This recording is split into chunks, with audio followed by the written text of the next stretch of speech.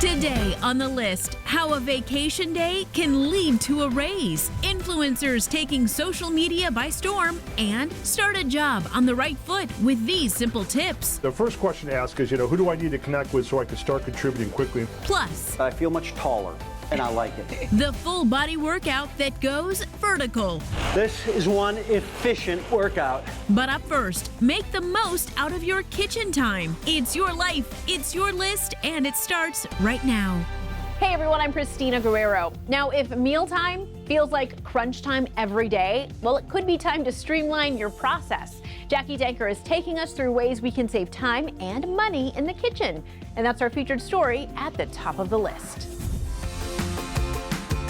Always running to the grocery store, scrambling to figure out what to make for dinner? If this sounds like you, listen up, because I'm going to share with you some of my time and money-saving cooking tips. chef and owner of Foxfire and Copper Fox restaurants in Geneva, Illinois, Casey Goldbro is here to help.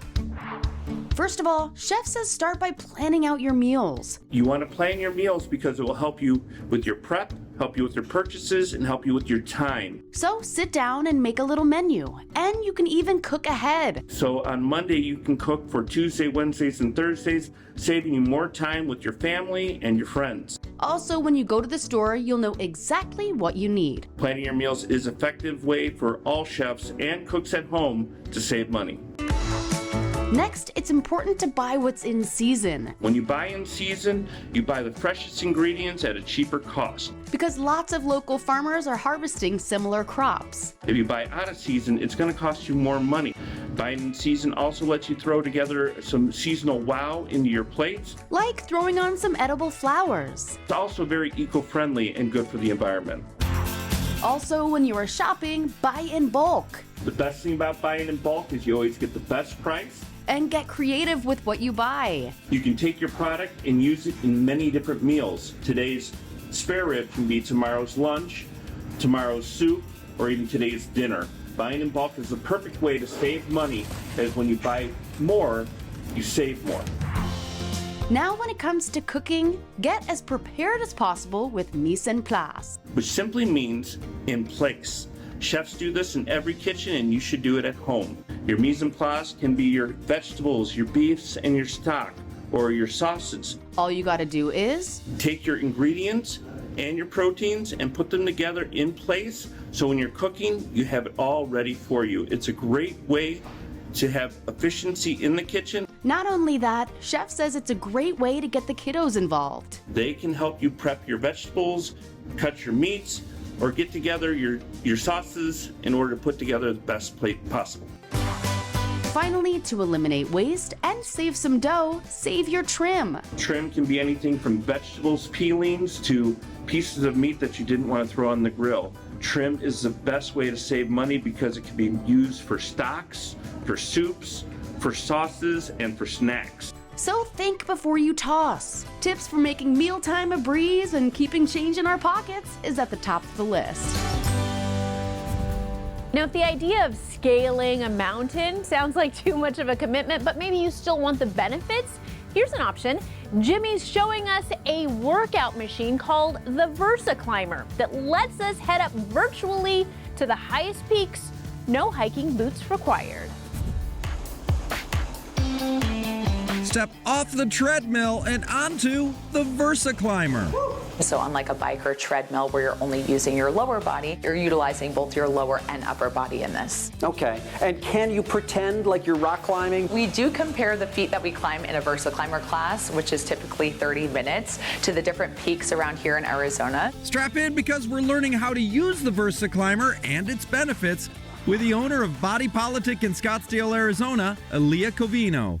Starting with, what is it? The VersaClimber is an upright vertical climber that is stationary, so very similar to a treadmill where you are going somewhere but also not going anywhere. And you get on it with your hands and your feet. And don't think you have to work out alone. VersaClimber is a 30-minute class. You're gonna be on the machine the entire class. It's similar to a cycling class, yet you're on this machine using your full body.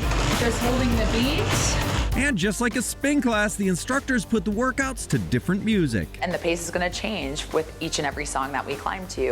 All right, guys, we're gonna go in a 2x2. You're gonna go 2 long strokes, 2 mid-range strokes. You're going to have an instructor in the front of the room who you will be following along with. And then you are doing choreography on the machines. Wait a minute, am I going to actually be a better dancer as a result of this? You know what? It's definitely going to help.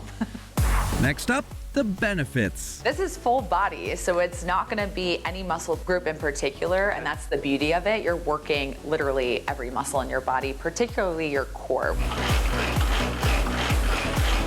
You're utilizing a lot of your upper torso to hold on to those handles, and then your core is also involved to keep you upright. And the workout's low impact, which makes it good for your joints. Now that we know the basics, let's learn how to VersaClimb. First impression is I feel much taller, and I like it. I like the view up here. So now you're gonna just take a few climbs. So you're gonna move your feet and your arms. How does that feel?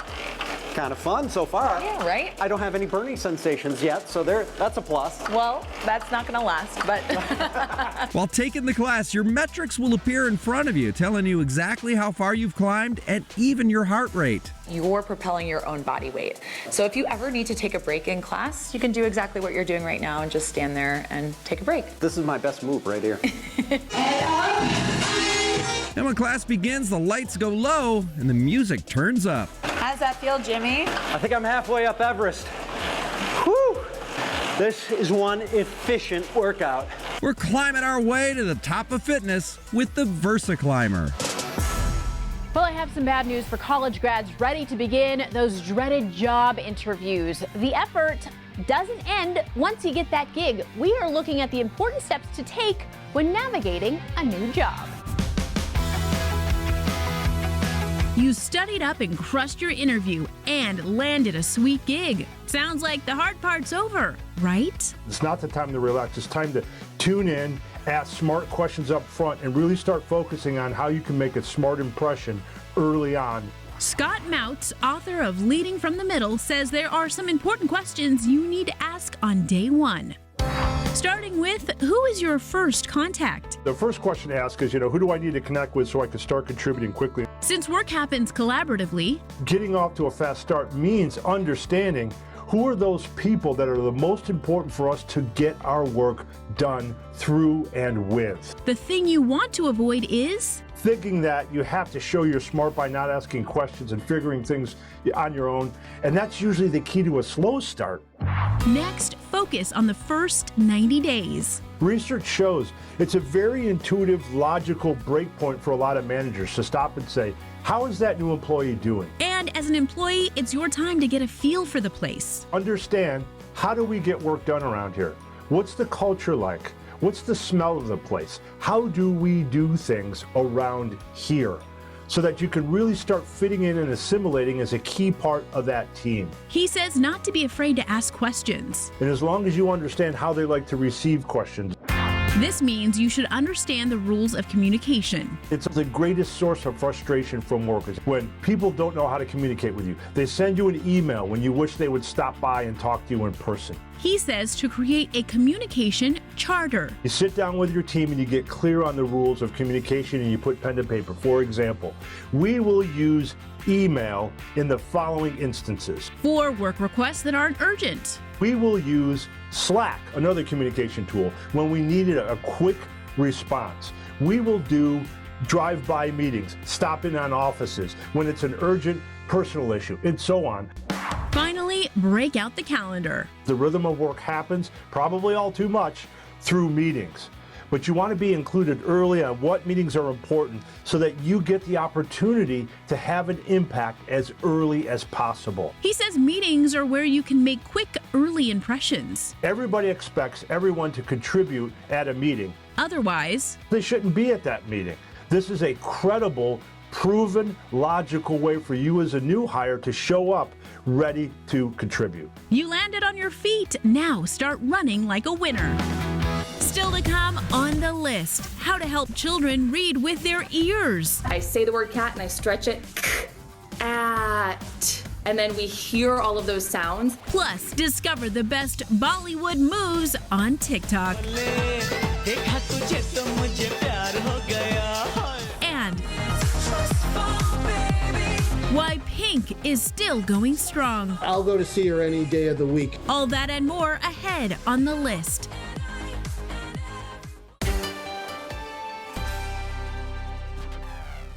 Welcome back, friends. You know, children hear a lot of things that seem subtle but can have a huge impact on who they become and how they see the world. Jackie Denker shows us some small changes that can make a big difference in kids' lives. The difference between how your kids see the world and themselves can begin with a few simple words. There's this phrase, how we talk to kids becomes their own inner voice. So we want to make sure that we are modeling how to have that inner voice that is positive and encouraging and tells us that we can try new things. So we asked educator and CEO of Big City Readers, Beth Gaskill, how to make some confidence-building phrase swaps. For starters, instead of saying, "I can't do it," say, "I can't do it yet." Your child says, "I can't do it, I can't read." You could say, "Yeah, you can't do that yet, you're still growing." Or, "I can't tie my own shoes." You can say, "You can't tie your shoes yet. Remember when you couldn't put your coat on and now you do it by yourself every day?" So that tiny shift gets us out of that stuck zone and puts us immediately into a growth mindset and away from the fixed mindset. She says if kids practice saying, "I can't do that yet," or "This is tricky, but I'm good at tricky things," we're just plowing that path so that our brain automatically wants to go that way and say, "Oh, it's no big deal for me."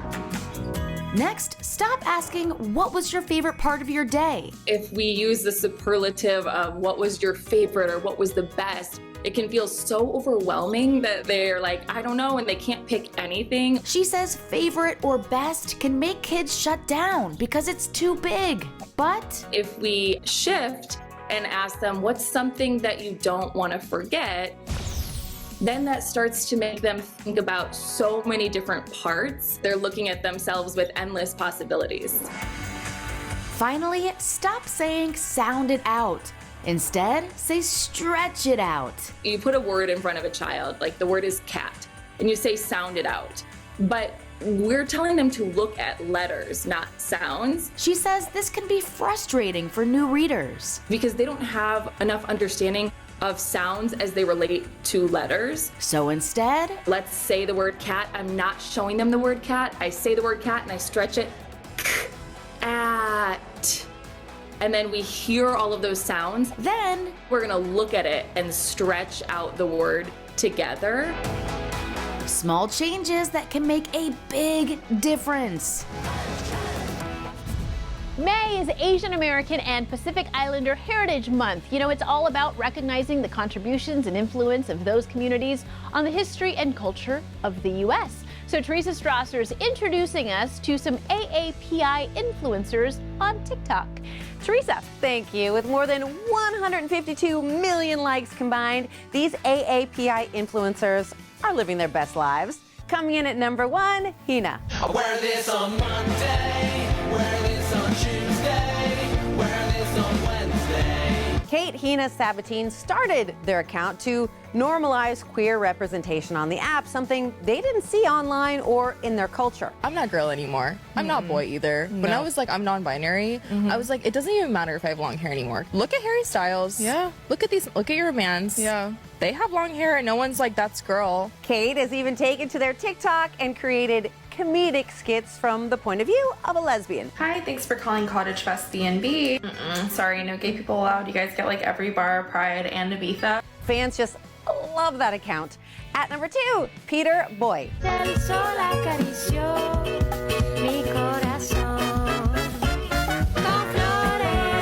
Vietnamese TikToker Peter Boy's entire page is a family affair with his mom, dad, siblings, and grandmother as regular, unwitting co-stars to his pranks.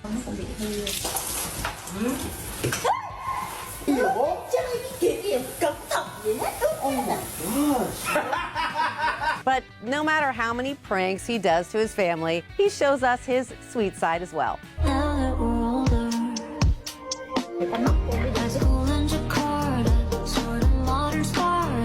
Adorable, all us boy moms are smiling so hard at that one.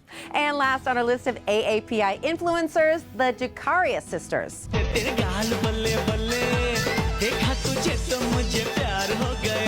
Amika Rashika and Ashika are South Asian Bollywood fusion dancers who have taken over TikTok with their viral choreography.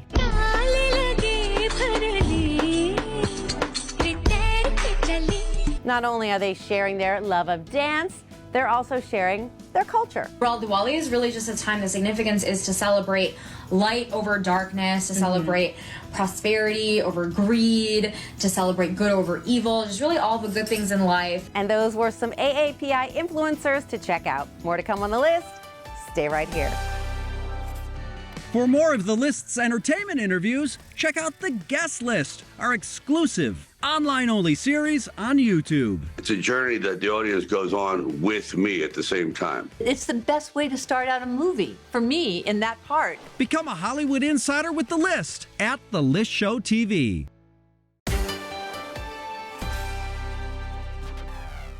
We are back, and on the playlist, good news if you like concerts. 2023 is shaping up to be a terrific year for live music. Jackie Danker looks at some of the megastars hitting the road and the stage. Your favorite music stars are making up for lost time and delivering live shows like never before. It's me. Hi, I'm the problem, it's me. Taylor Swift, Harry Styles, and Bruce Springsteen are currently on the road. And there are more tours to look forward to. We're actually doing it. It's happening. Here to highlight 4 of them is Jem Aswad, Deputy Music Editor at Variety. This year, touring really came back. Last year was a really big return, but this year the blockbusters are coming back. We begin with Drake. In June, he's heading on his It's All a Blur tour with 21 Savage. He's themed it a celebration of his 10 years. That suggests it's going to be a hits tour. But I would expect him to nod to each album relatively equally on this tour, and that's what fans want. Find details at drakerelated.com. God's plan. We move on to Beyonce. I'm that girl. Her Renaissance World Tour supports her latest album of the same name and follows her 2016 Formation World Tour. It was just amazing. So is she going to continue to raise the bar? We have no idea what's happening, but whatever she is, it is sure to be attention grabbing. Ticket info is at tour.beyonce.com. Next on our list of stars hitting the road soon, Pink. U.S. dates for her Summer Carnival tour begins July 26th and follows the release of her Trust Fall album in February. As a performer, she is mind-boggling. I'll go to see her any day of the week because she's such an incredible performer and such an incredible singer. Check out pinksummercarnival.com for details.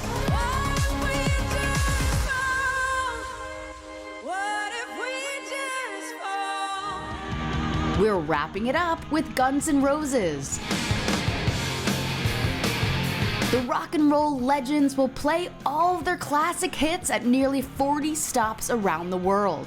Guns N' Roses is one of those bands, they're like a heritage act, a classic rock act. They know what the audience wants and they deliver it. Ticket info can be found at gunsnroses.com/tour. Getting you pumped for live music on the playlist. Oh, some great shows to get excited about. Hey, you know what else is highly anticipated? Summer vacations. But turns out a lot of people aren't taking the paid time off they've earned. Let's discuss. Last on our list is next.